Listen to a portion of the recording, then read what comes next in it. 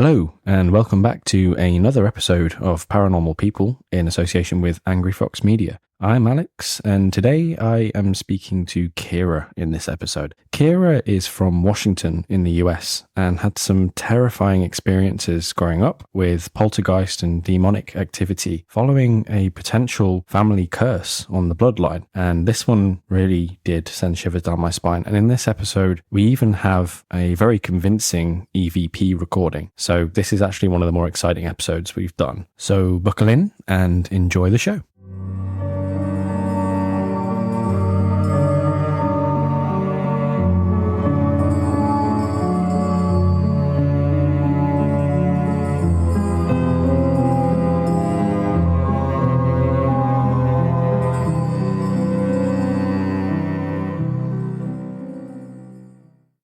Hello and welcome to Paranormal People. My name's Alex and I'm here with Kira, a 26-year-old from a small island in Washington state. Kira loves exploring in the outdoors, and her most intriguing adventure was to Letchworth Village, where she captured incredible video footage. This video was featured on Nuke's Top 5 and Paranormal Popcorn after being spotted on Facebook, and it was her first evidence of paranormal activity. Kira has had quite a few paranormal experiences, and she wants to share some of those with us today. So, Kira, thank you so much for joining us, and can you share a bit about yourself and your background before the paranormal experiences began? Yeah, thank you for having me and inviting me on. So I grew up on an island here in Washington State. It's pretty small. I like to go out, so like beaches and seeing the island and everything. And before my paranormal experiences, I was really young, so spending a lot of time with family and friends and just doing normal kid stuff. Were you ever interested in or skeptical about the paranormal before you started to experience things? Actually, yes. I always kind of had a fear of it. And when I first experienced it, I mean, the fear was still there, but the more I experienced it, the more interested and intrigued I became with it. And what was your first ever paranormal experience? My first ever paranormal experience, actually, we were at the house that I grew up in, and my brother and we were just hanging out in his room. And I think I was like 9, so he was 7 or 8 years old. And we were just listening to the radio, and all of a sudden the radio just it turned off. So we were like, well, that's kind of weird. So we turned it back on and the volume just shot up max. So we turned it off, and after that our closet light turned on. And the only thing we could think of was that our grandpa Charlie had just passed away recently, and all of his stuff was in my brother's closet. And we kind of thought that that was a weird phenomenon for that to kind of happen. And how did you feel when it happened? Did you feel frightened, or were you kind of comforted in the fact that he may still be there? At first, it was kind of startling. And then my brother was like, well, that's funny. Grandpa Charlie's still playing his tricks. So we just kind of calmed each other down. Okay. And how was he in life? He was a really sweet man. I hadn't seen him for years before he passed away, but my dad would always say that he was very humbling. He was someone that would really give everything that he had to somebody else to make sure that they had something. He made sure that other people were taken care of before he took care of himself. So do you feel that was maybe echoed during that experience? You didn't feel anything malevolent or negative, any negative energy during that experience? No, we didn't. It just, I don't really know how to describe how it felt. It just felt familiar, I guess. And I imagine quite shocking. It was very okay, this is weird. Was that the first in a string of experiences around that same time period, or did you not experience much after that for a while? After that, we didn't experience much for, I want to say, maybe 2 or 3 years. Okay. And what was the next experience that you had? The next experience was a little bit darker. So I started getting really into paranormal in 2008, and I feel like watching some of the stuff that I did kind of invited stuff in. And so my house kind of became more active, more loud. You would hear footsteps or somebody walking in the house at night. You would hear dishes moving. And my father would always say, it's just a house setting. But to me, if a house sets, it's going to crack. You're not going to hear hard thump. So it went from little things like that to bigger things. I would be simple-ish, taking a shower, and I would feel eyes on me. I was just being watched to the point that I was afraid to even go into the bathroom by myself. my sister and I, one night we were sleeping in the bedroom because me and her we shared a bedroom for a while, and she woke up just crying, and I couldn't figure out why. So I went to go sit on the bed with her, and she's 4 years younger than me, and she just said that she saw something like out the door. We didn't have doors on the rooms or anything at that time. We just kind of had like blankets up, and she saw something kind of out in the Hmm. hallway, and it just scared her. And it got to the point she would see like shadows or stuff moving in the bedroom, and so she stopped actually sleeping in the bedroom because she felt so uncomfortable in there that she would rather sleep out in the living room on the couch. Did she feel safer in the living room for any particular reason? Was it just that there was no activity in there? It's because our dad slept in. Oh, okay. Good old dad. Yeah. So that's where she stayed. But things just progressed a lot from there. And And did your dad experience anything? he did. So he had experienced paranormal pretty much his whole life. It was at a different house that we lived in where my grandmother had passed away. And he has this thing where he says that my bloodline is cursed. And it started with, I guess, this guy that my mom used to date, and he did a lot of witchcraft, and he believes that there was a curse put on my grandmother. He had this little Bible, and the Bible that he had, he left at the house, and my dad felt like it was really dark, so he tried to burn it. He said when he threw the Bible in the fire, the flames rose up like just this huge flame, and it actually threw a fireball at him, and it chased him around the yard, and he tripped and fell, and the fire went over his head. And there's a video of it somewhere. There were several witnesses Wow. when that happened. So that kind of always gets me. That was the first story that he ever shared with me. And what kind of witnesses are we talking about there? Is it friends, family, or maybe neighbors? It was my adopted mother and my paternal mother, and then it was, I think, two really close friends. Okay. And it's always quite interesting when you have that kind of shared experience rather than it being solo and you're the only person who's experiencing it. And actually, you've got multiple witnesses. They always give things so much more credibility, make it 10 times harder to explain, doesn't it? So that is really interesting. Now, with the curse of the bloodline that you mentioned, did he ever go into where that curse came from or why that may have been the case? Yeah, so back to my mother's boyfriend that she had.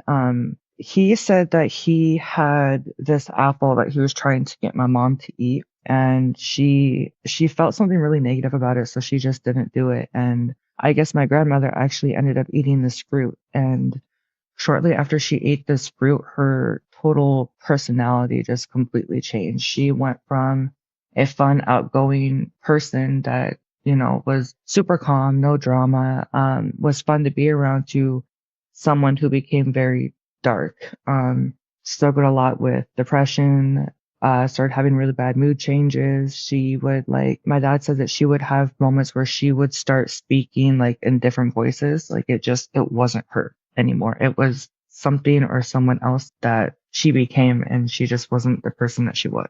You were talking about other experiences as well that that you'd had after those initial experiences in the house. Do you think they were related to this curse, or was that something completely different? I honestly don't know. It's hard to say because I feel like if it was something to be related to like this curse, that it would have started and gone on longer than it did. I think that something was invited into the house. It, I don't think it was there before. And who do you think invited them? I honestly think that it was my adopted mother, my grandmother, who brought it into the house. And do you think that was on purpose or during some kind of jokey ritual? Honestly, I'm not sure. I think that it might have been accidental. There is a belief that she has a possession. I don't know if she was messing around with something or if she just got involved in the wrong group and something came back with her. Okay, it's pretty creepy, isn't it? It is very creepy. Yeah. Yes, I separated myself from her 10 years ago. Oh, okay. And Yeah. do you think this is something demonic then? Yes, absolutely. And what makes you think that? She has gone as far. When my sister was 6 years old, she became to believe that my sister was possessed and out to get her. So she started doing some weird things to kind of protect herself. She became really paranoid and thought that everybody was out to get her. At one point when I think I was 15, she actually attempted to take her own life over something super small.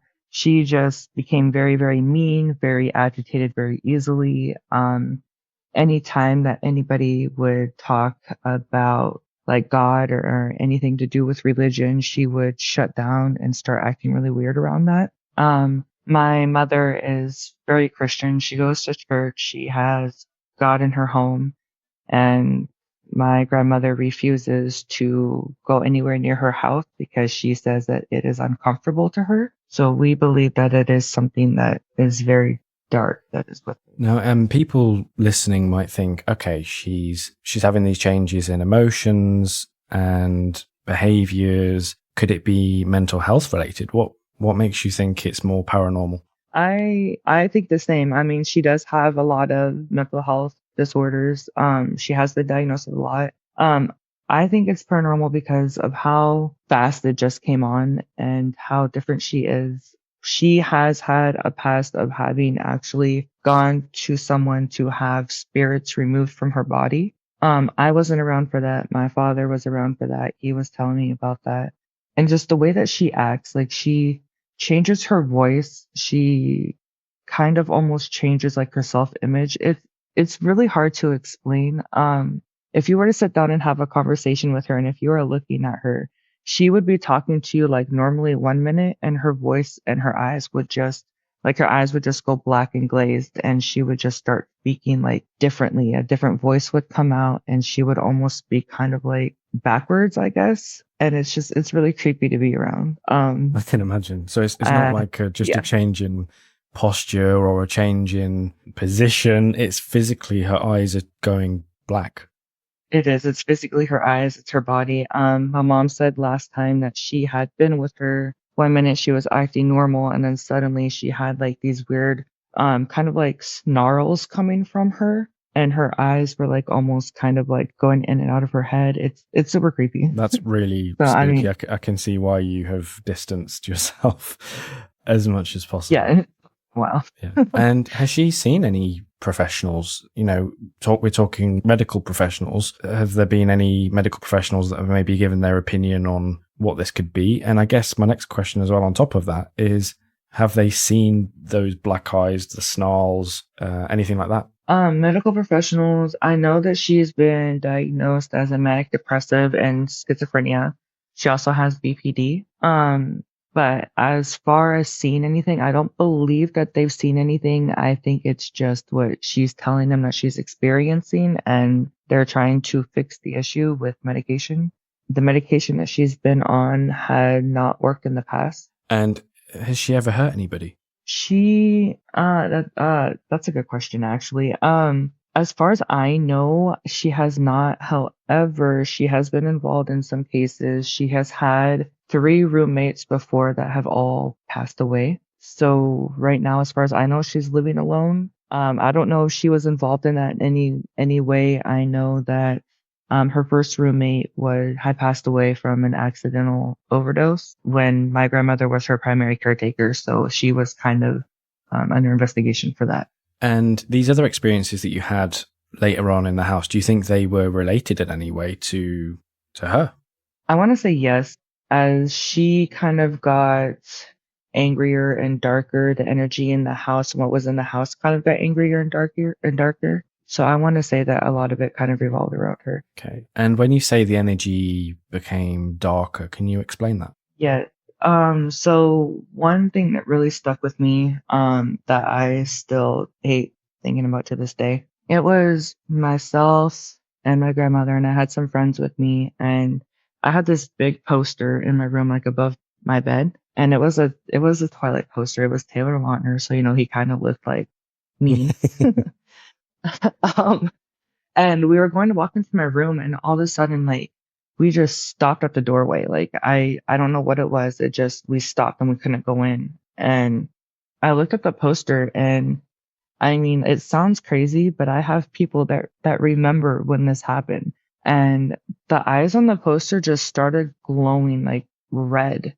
And after they stopped glowing, the eye, like, it's so weird. The eyes just started like moving. Like there were eyeballs on the poster that started moving. And I freaked out after that happened. We ended up, bringing a medium into the house, and we got rid of all the Twilight stuff in the house due to that. And it was just great. Haunted Twilight poster. Yeah, it was Maybe a good episode title.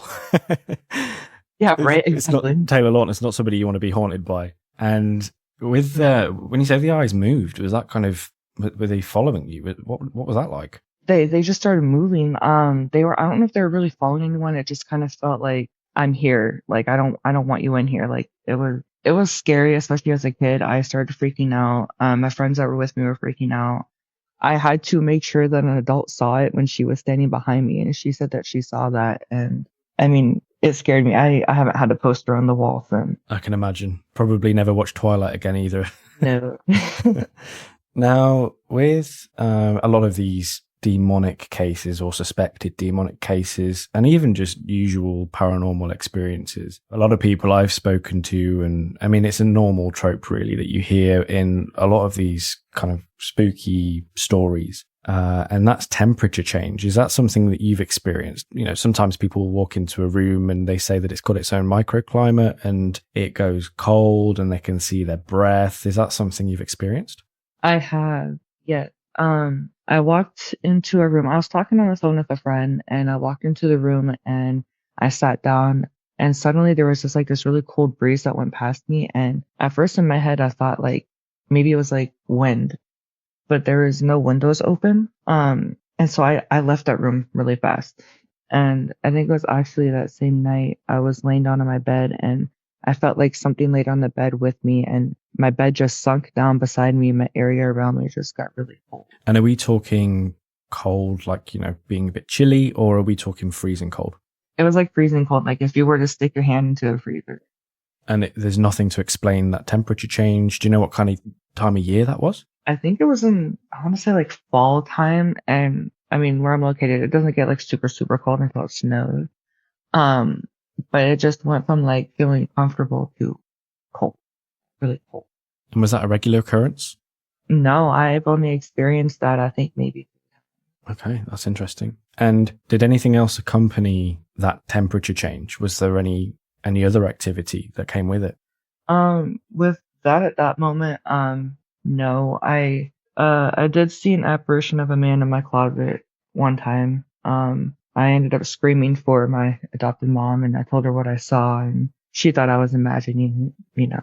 I suppose it's not the usual everyday thing, is it, to see in your wardrobe or your closet? No. What did the apparition look like? I mean, everybody has their own experiences with apparitions, and some people will see like a shadow, or some people will see a full body. What did they look like for you? When I saw him in my closet, I could make out very distinctively his facial features. Like I could describe exactly what he looked like.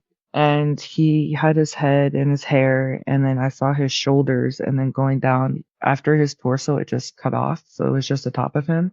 And it felt like, I don't know, like 1 or 2 minutes, but I'm sure it was only a couple of seconds. He was there and he was gone. When I screamed for my mom, he just kind of disappeared. I was just stuck in that moment. That was the first time I ever saw anything. So he had no legs, and is that kind of, were the legs maybe blocked by, do you think they were going through the floor of the cupboard, or do you think he just didn't have any legs? I don't know. I mean, there was no cupboard there. Like he was like the same height as me. It was just, there was just no legs attached to him. This, and again, something you hear a lot with these, and I find this really interesting. And a lot of people see apparitions where they are missing legs. And it sounds like the most ridiculous thing, doesn't it? But so many people see that. They see like half a body. And I remember hearing a ghost story set here in the UK, and a lady saw, she was in her bathroom, and she saw half a body of a Victorian child. And so just the torso, like you've described, and the head, and she could see the clothes, but she didn't know where his legs were. And I do, you know, there are some theories on it that maybe, you know, as the house changes over time and the floors are raised or lowered, sometimes maybe the spirit doesn't kind of align with that change. And I think a lot of people talk about spirits maybe being not necessarily in real time. They could be maybe a recording, and it could be that recording is almost playing back, and that's why you see maybe half a torso. I mean, that's just a theory. Do you have any theories yourself of why that might be the case? I don't know. I mean, I can think of maybe it's just hard for them to manifest the whole body figure because of all the energy that they need to do that. I didn't know people only saw the torso. I like you watch like movies and stuff and you see like the whole body, so that stumped me. It is strange, isn't it? And was it full color? Or, I mean, in episode 1, I spoke to Jennifer and she saw her grandfather in sepia tones. Is that something similar for you, or was it different? No, it was different. It was almost like he was in a blue light. A blue light. So was he blue himself, or was it just kind of see through? No, I mean, it wasn't solid, so I guess you could kind of look through him, but like just how he was, like there was no, like you couldn't see the color of his skin or the color of his clothes. You could see the outlines on what he was wearing, but it was just like blue, like he was like a blue light, like if you see like a reflection, kind of like if you're doing like a light show. Sure. And you can see kind of like the images in blue. That's just what it was when you looked at him. It was just like this blue light. Okay. And you often see photos as well. I saw one on Facebook the other day, actually, which was quite an old photo that apparently can't have been tampered with. And again, it was a blue man in the middle of like a garden. And it was, again, see through that blue kind of aura, I guess you'd say. So it's interesting you've seen similar. I think a lot of people see very different apparitions and each have their own kind of difference. So that is really interesting. And can you remember what he was doing? Was he trying to reach out to you? Was he being scary? What exactly was he just standing there? Yeah, he was. I went from working, putting my clothes in my dresser to looking at my closet, and he was just there. He was just he was facing towards me. He was looking at me, but it wasn't demeaning. It wasn't mean. He was just there. And I think him just being there just really startled me. Looking back at it now, I mean, I don't know. Maybe he was asking for help when the medium had came in.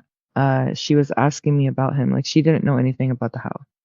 She was asking me about him and I told her what I had experienced. And she said that he actually ended up passing away on the property and he's been having a hard time trying to pass over. And we were able to get him to cross over. And she thinks that he was trying to reach out to me to help him cross over because he felt ready. And if he was reaching out to you, and because you saw him, do you think that maybe means you have some kind of psychic abilities? I'm not sure. I'm not gonna lie. I want to say I really hope I don't have that. Like I think it'd be great to kind of see and talk to people, but I also feel like that would be kind of something that would be way too overwhelming for me. I am empathic, so I'm very sensitive to energies. So I'm wondering if that might be part of it. Maybe I never give it much thought until now. Yeah, it is a thought-provoking thing, and I guess if you pick up on energies well, I mean, sometimes people say you walk into a room and you can sense there's been an argument, and other people say, no, you can't. So I think there are different, we all attune slightly differently, I think. And the episode I've just recorded actually was with a psychic medium, and she was talking about energies, and it's quite interesting that different people, even different psychics, will have different abilities to attune to that kind of thing. So not everybody can see the same things or hear the same things, but I do wonder if maybe since you've seen that quite clearly and you can remember it very clearly, maybe you do have some kind of ability. But like you said, hopefully not, because it's not something that you necessarily want to see, dead people walking around every day. Right. In terms of that house, is there anything that's really stuck in your memory, gives you sleepless nights? I mean, what's the most terrifying thing that's happened there? Most terrifying thing that's happened. Growing up in that house, yeah, okay. So we had a medium come in and she actually came twice. And the first time she came in, she just did a walk through the house trying to feel where the energy was. And the energy was strongest in my room, the first bathroom, and out in the living room by the fireplace. And so she wanted to really work on those places and see what was going on. So she just kind of talked to us about it the first day, what we were experiencing. And then the second day she came in with sage and she was going to do a cleansing. When she came in the second day, she said that the house felt angry. What was there was not happy that she was. And they knew that she was there to get rid of them. So we started walking through the house. She was going room to room doing a cleansing, and I somehow got stuck in the back of it. She sent my brother and my sister somewhere else because they weren't experiencing anything. I had been the one that was experiencing stuff. And so it was myself, my mother, and my dad. And they were in front of me and I was in the back. And I felt like a pull at the back of my shirt. And I told her that I felt like something was pulling at the back of my shirt. And she looked at me and she said, "That's your guardian angel. You don't need to be scared. They're just letting you know that you're there and they're going to protect you." So I felt like a little bit calmer as we went through. And then I got a really sharp pain in my lower backside. And I told her that it burns. And so she said, "Okay, turn around." So I turned around and I actually got scratched. And I had an outline of what this entity looked like etched into my lower back. That's So terrifying. she said, "Okay." She said, "It was scary." She was like, "We need to get you out of the house." So we went outside, we breathed, we took a moment. And she said that what's here does not want to leave. It wants to stay here because it thinks that this is their house. And she said, "And this is not their house. So we need to tell them that they need to leave because they do not live here. They do not own this house. This is your house." She said, "You can't be scared." And it's really hard being like 13 years old, not being scared of something that you can't see. So we went back into the house and we went into the bathroom and she sat down and her eyes just went wide and she started rocking. And when she was doing, I'm getting goosebumps. You do When sound she was very doing that, you do sound nervous. nervous and Oh, frightened thinking about it. it just stays with me. She started rocking and she kind of started making like this, like almost like a gasping noise as she's rocking. And her husband went beside her and was holding her hand. And this really dark, raspy voice came out of her and was saying, "This is my house. I'm not leaving. I own this house." And it was repeating it over and over. And her husband, he works with mediums. So he was able to kind of calm her down and was telling what was inside of her needed to let her go. And so when it left her body, she just gasped for air and she was like panting. And so she was like, "Okay." And she said that, she blacked out. And so her husband was trying to explain to her, what happened. And she said, "Okay." She said, "This is not good." And she said that she's never had something taken over her body like that. So she became frightened.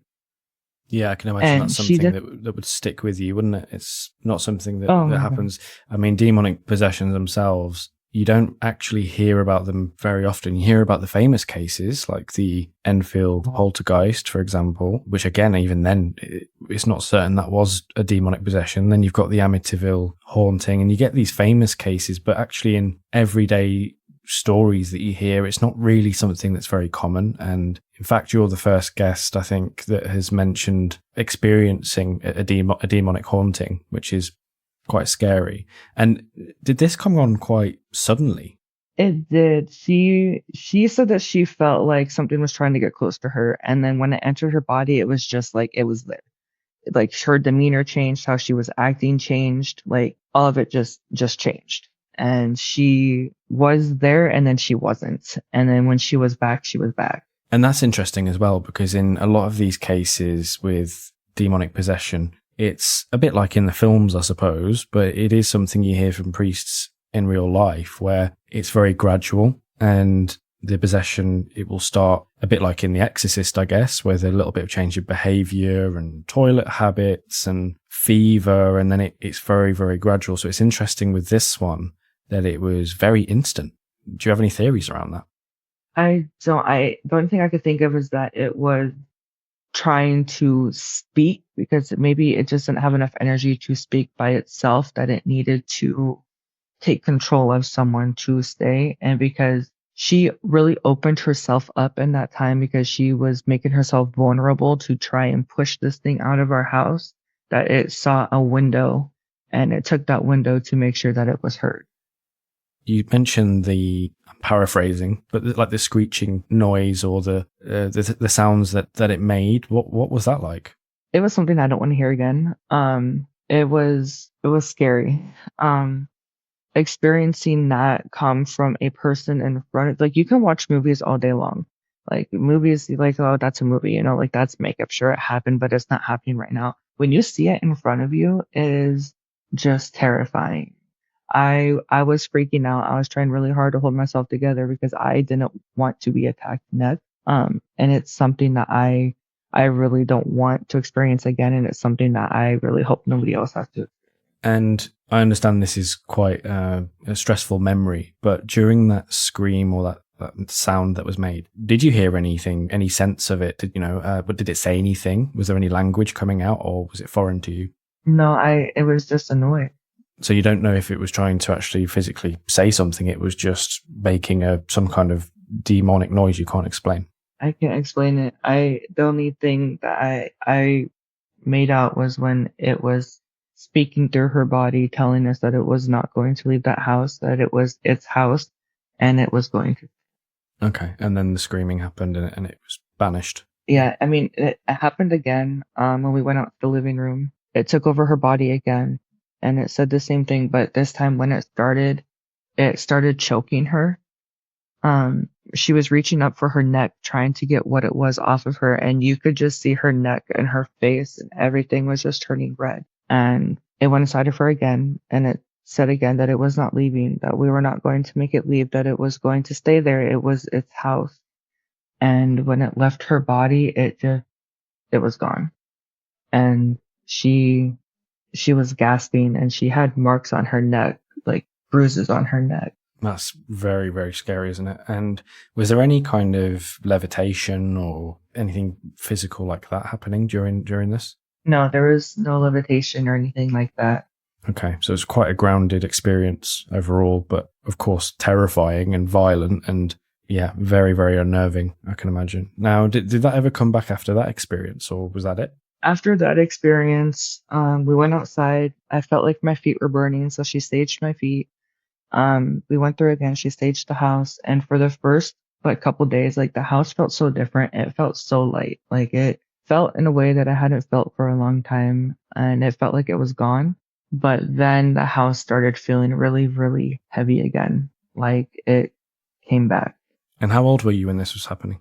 When we had the medium come in, I was 13. I want to say I was 13, almost 14 years old. And then when it started feeling heavy again, it was just a couple weeks after that. Um, After that happened, I didn't experience anything really directed towards me. It just felt like we were coexisting with something. Sure. And would you say that experience in particular has had lasting effects on you now? Yes, definitely. It stayed with me now. I think I want to say it's almost kind of like a trauma. Anytime I hear anything in the house, even where I live now, it scares me. My heart starts beating fast. I start feeling a lot of anxiety because I saw that happen, and I'm always told, like something, that's not in this life can't hurt you. Well, I watched it hurt somebody. I watched it do that to a person, and I'm always scared that it could happen to me.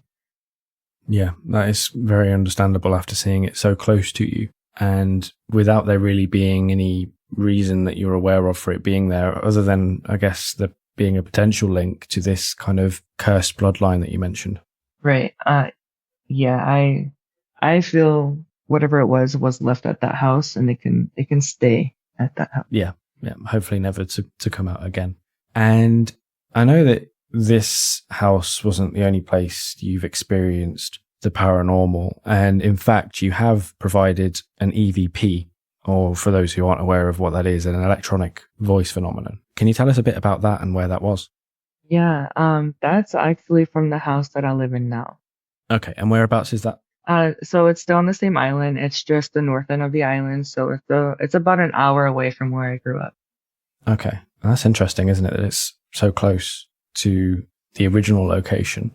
Was the EVP the first experience at this house? No, it was not. Okay. So where did the activity begin there? So here, so I've lived here off and on, since I was 18. My friend owns the house, and she's been really nice enough to let me come, in between moves and stuff. So when I first moved here, I would always kind of feel like there was something in the room that I was staying in, and she's always like, "Oh, it's just anxiety," and I'm like, "It's not though." Like I feel something in there. So nothing really happened. It was just like you would hear like stomping and footsteps and stuff like that.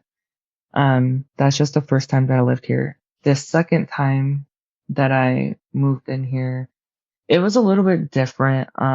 She had a boyfriend who lived here previously, and he ended up passing away a couple years ago from a drug overdose.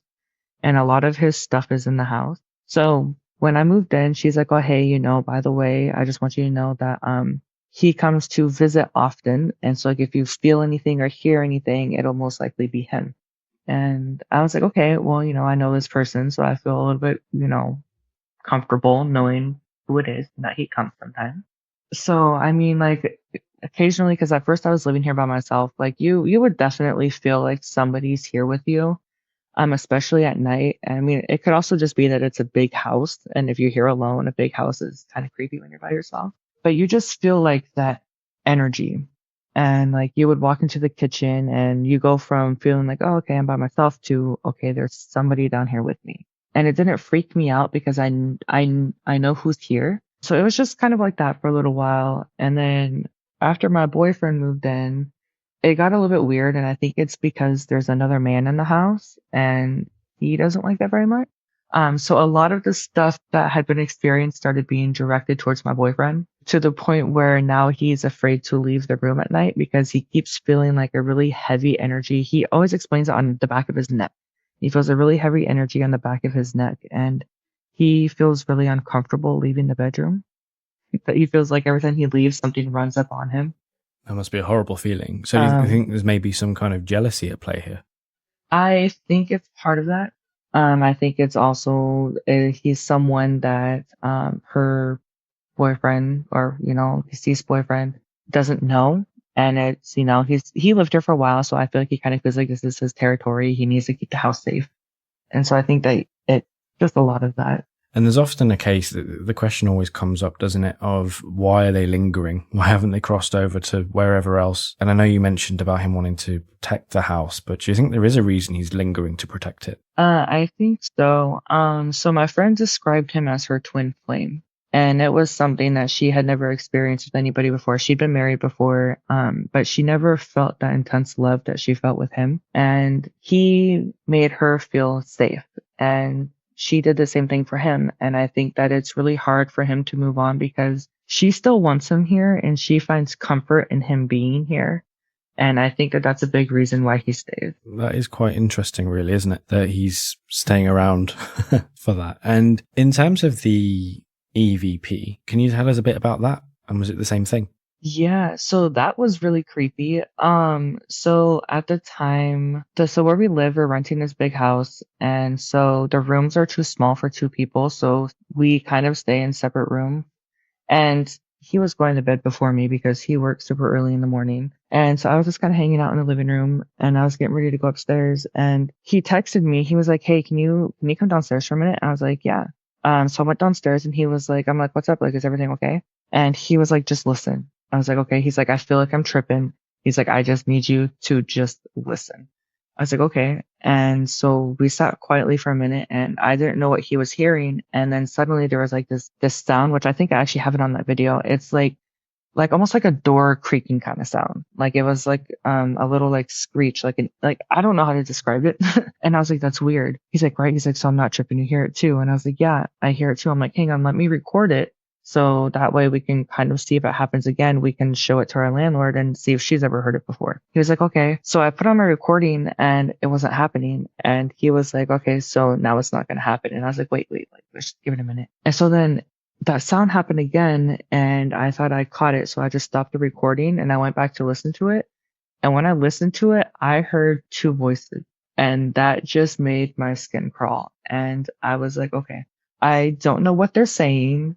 I posted it on Facebook to see if I could get some second opinions if they can make out what was being said, but I do not recognize either of those voices. And that is the first EVP I've ever caught in my life. And we will play that for listeners. But before we do you have any theories on who the voices could belong to and what do you think they were saying? I have no idea. The two spirits that I know that are in the house kind of stay out of the bedroom, which is going to be my friend's, deceased boyfriend and then her father. It was in the bedroom. I don't know where it would come from. I don't know. I have no idea.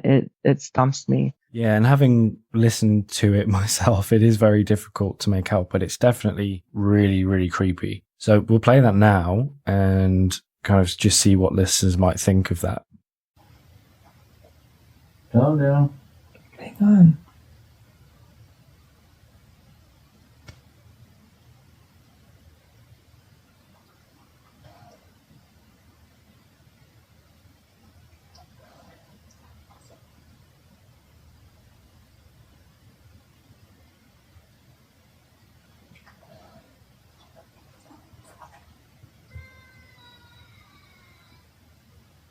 So having listened to the EVP, it is really difficult to really make out, but there's definitely something there that sounds quite sinister. And I believe this was featured on Paranormal Popcorn, and it was also on the Nuke's Top 5, wasn't it?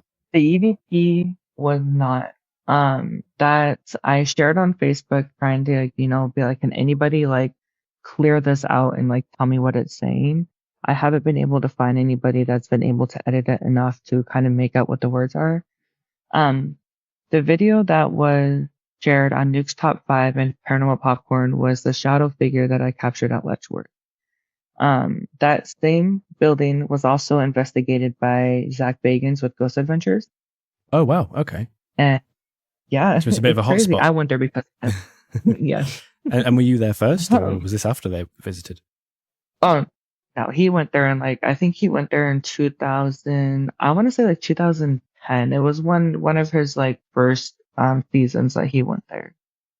Okay. And now talking about the EVP before we go to the Letchworth village, which I'm really excited to hear more about. With the EVP, did you get much reaction from the internet about what it could have been, or any further theories? I had a lot of people commenting on that saying, it kind of sounds like a baby crying, or like I heard a man and a woman's voice. They're like, is there any explanation? Could it have been the neighbor? Could it have been, a child in the house? Could it have been somebody outside the room? And I'm like, guys, I really wish that it was one of those things. Like, and it's not. But if it was, like, I'd feel so much better about everything. But I honestly, I don't know. It stumps me. And I mean, there are skeptics out there, and that's okay. But I can tell you there was no children in the house. The room is, far enough that you wouldn't even catch the neighbors on it. And this was like 2:30 in the morning, and it's just me and my boyfriend in the house. So there was nobody else here. And I wish it would have been one of those things, but it's just not. Yeah, these creepy things always seem to happen in the early hours, don't they? Very strange. Yeah. In fact, I used to live in a Victorian house in the north of England. And again, we had running up and down the stairs, and it was always at like 3 a.m., which is very strange. You think, well, come on, trying to sleep. Do it another time. Okay. Very selfish. Exactly. Now, in terms of Letchworth Village, you captured the video that was featured on Nuke's Top 5 and Paranormal Popcorn after it was found on Facebook, I believe. How did that come about? Yeah, so we've gone to Letchworth before, and we just kind of walked around the park. It's kind of one of those places where if you get anywhere close to a building and security catches you, they kind of yell at you to get away from the building. But this time we kind of explored a little bit further than we did last time, and we saw that there were people in the building. So we're like, cool, why don't we just go in the building? Like, if they're in there, they got in there somehow. So we went inside, and I'm just one of those people when I go to new places. I mean, I like to take pictures, I like to take videos, I like to share my little adventure. And the further we got into that building, the more and more uneasy I felt. And I mean, we had people that were walking in front of us. I think they went upstairs, and I was kind of chugging behind. Like, my friends were going down one hallway or like another hallway, and I just kind of stayed in the middle of it because I'm like, I don't want to get stuck down there. And the building that we were in, we went into that back room past that glass door when you see the video, and in there was, I think that was the medical room. When you go in there, they still have the beds, and they have like the dental stuff, like lights and shelvings and stuff. And what was this before the building? Back in the day, this asylum was used for people that had disabilities that people weren't able to really work with. So it wasn't like somebody that had like, a psychological disability. It was people that had, handicaps that just weren't able to be taken care of at home. So people were just like, hey, we can't deal with you. We're going to send you here. Okay. Yeah. Which is really sad, and they were extremely mistreated there. If you watch some of the interviews on that place, there's people that work there that said even going there, they can still hear the screams of the people outside the building. That's horrible. It's a very, very dark, sad place, and I feel very very bad for the people that were put there. When they passed away, they weren't even given proper graves. They were just buried in a field with a cross. Like that's all they got. Yeah, it's a completely different time, isn't it? Yeah, it's crazy. And it's someplace, I mean, I've wanted to go for a long time because I've been intrigued with the paranormal and I love Zach Bagans. And I was like, he went there, I can go there. So, I wanted to go check it out. So you're walking around this building. What exactly is it like? What's the atmosphere like in there? Inside the building, it was really cold, obviously, because it's all concrete. But to me, it felt very uneasy. Like you could still feel the sadness that was in that building. Like it's just marked on the walls. You could feel the heaviness. You could feel this. It's just really hard to explain, but it's just like heartbreaking when you walk in there. It's like when you walk into a cemetery or if you're in a room with people, like at a hospital room and someone's just passed away, like you just feel that grief and that just like you want to cry. So you say sad. It's more of a Feel it. sad energy than a frightening one. It is very, very sad. And as we were walking down the hallway, I was just taking a video and I was just kind of scanning more because I was looking behind me because I kept feeling like there was somebody behind me. And I mean, I knew there wasn't, but it just felt like there was. And I'm a very anxious person, so I was just making sure there was no one behind me. And I didn't even notice what I caught on video until maybe a month or so later. I was just going through what I captured and I was looking at the video, and that's when you see this really tall shadow figure, which has been described to like people have seen in that building before, this exact same thing of it moving from the left to the right. And I didn't even catch it coming back out until the producer on Paranormal Popcorn was like, he pops back out and looks at you guys. And I watched it again and you see the shadow coming right back out, going from right to left. And people are like, oh, that's your shadow. Like, that's you guys. But I just say, but if that's our shadow, you would have seen it from when we walked into the building. And if you watch that video, you don't see our shadows at all. Like there's nothing. There's nobody behind the glass. Like it's just, I mean, you're going to have skeptics. You can fight your opinion. That's okay. I agree with your opinion.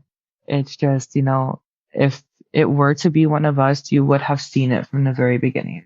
Yeah, and having seen the video, it's very, you can tell it's not a shadow from like a window because it's very solid, I feel. It's very clearly a shape and it's walking very slowly, but it almost seems like it's walking with purpose. It's almost like it wants to be seen, I feel. Do you think the same? I do. And I have that opinion because there have been multiple people in that building that have said that they've seen that shadow figure. There was someone that was interviewed actually on Ghost Adventures that said they saw a really tall shadow and he had like white piercing eyes in that exact same hallway. And was that the only time that you saw him? That was the only time. I mean, I didn't even see him. It was my just camera. A camera. Okay. I didn't see him with my eyes at all. I mean, I feel like if I saw him, I'd probably be running out of there.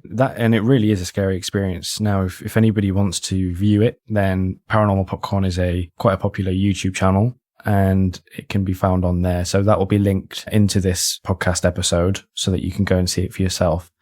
And I'd love to hear views on it as well. It'd be really interesting to get other people's views on what this could be, who it could be. I mean, I'd always love to hear skeptics' opinions and hear a rational explanation because Kira, seeing that video terrified me. Yeah, I've showed it to a couple people and they just get goosebumps and chills. It's scary. It is. And I'm assuming you've never been back after seeing that.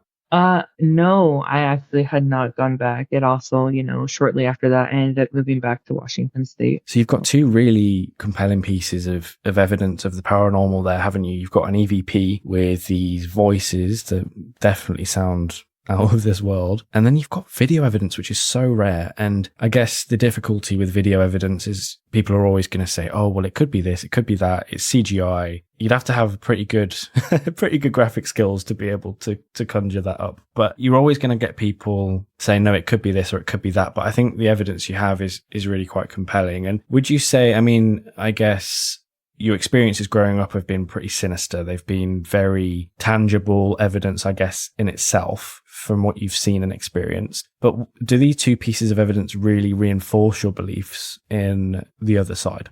They definitely do. I've always believe in the paranormal. I've always been really curious about it. I have been really intrigued with it. I always want to learn more. Like I just love it. I don't know why.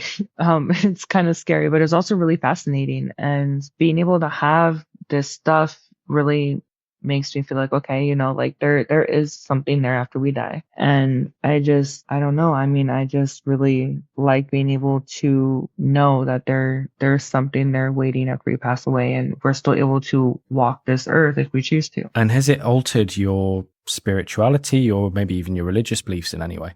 I will answer that honestly, and I will say yes, it has on a lot of different levels and a lot of different ways. It's made me be more open to the possibility that there is something bigger out there, that there is, I grew up, I'm in a Christian household, and growing up, I've always kind of stuck with that until I got older and I became very questionable in my religion. And even to this day, I still question it a lot, but having this stuff, I'm able to see that there is something bigger out there than what we have right now. And some people might say, okay, you're religious, so maybe that has influenced what you've seen or experienced. What would you say to people who say that? I mean, yeah, you could say that, but also I think that if something wants you to see them, they're going to put themselves in front of you. They're either trying to reach out or that they want to be seen, or you're in their territory and they're just trying to tell you, hey, this is mine. I mean, if you're going to see something, you're going to see something if you're religious or not. Of course, yeah. And do you feel like your religious beliefs have ever protected you in any way? Yeah, I want to say that.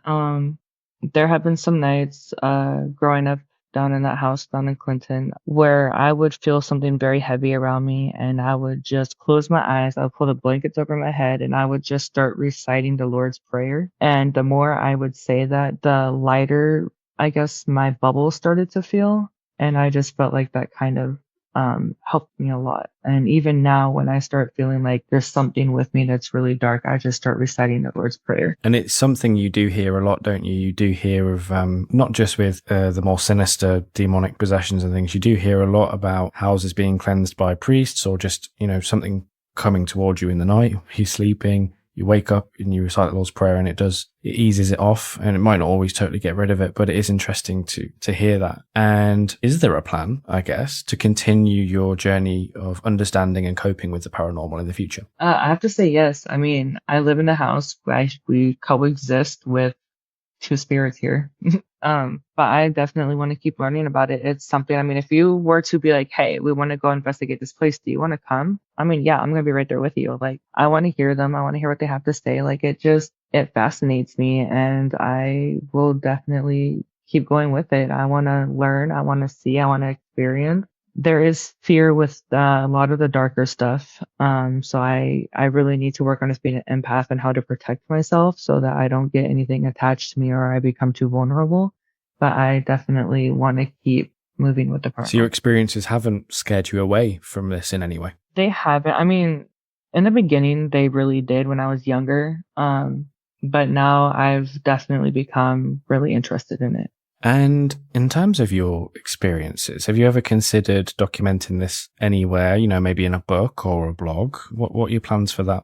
I have actually been thinking a lot about that, which is why if you go on Facebook into the True Ghost Stories page, if you search my name, you will find a lot of my stories that I actually shared with you today on there. Because there's a lot of people that want to know about the paranormal, and I feel like I have a lot to share.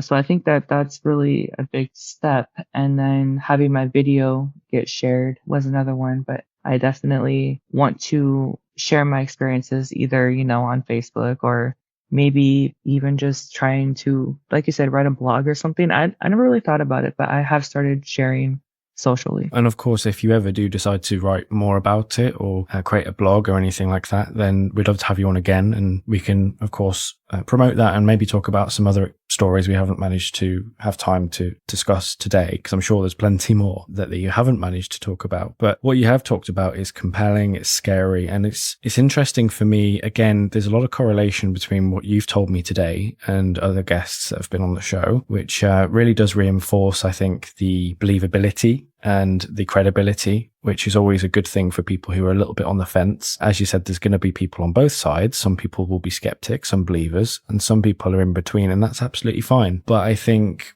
there is a bit of a quest here, for me at least, to try and better understand these things and destigmatize them. And, these things do have a lasting impact. And like you said, some of your experiences you've had have stuck with you today, and it's important to be able to share them. And I think it's becoming potentially easier to do that these days without too much ridicule. And luckily, 99% of people listening to this will hopefully have an open mind anyway. And, it will be really interesting to hear some thoughts, particularly on the evidence you've got. And again, that will be linked into this episode. And thank you so much for joining the show. More than anything, it's been really fascinating to hear your stories, and it's not an easy thing to talk about. So yeah, thank you very much for coming on. Thank you for inviting me. What a great episode, and thank you for listening. If you would like to have a chance at appearing on a future episode, and you've got a scary story to tell, whether it's UFOs, ghosts, cryptids, or something else you can't explain, please get in touch at info@angryfoxmedia.com. Again, that's info@angryfoxmedia.com. Stay safe out there.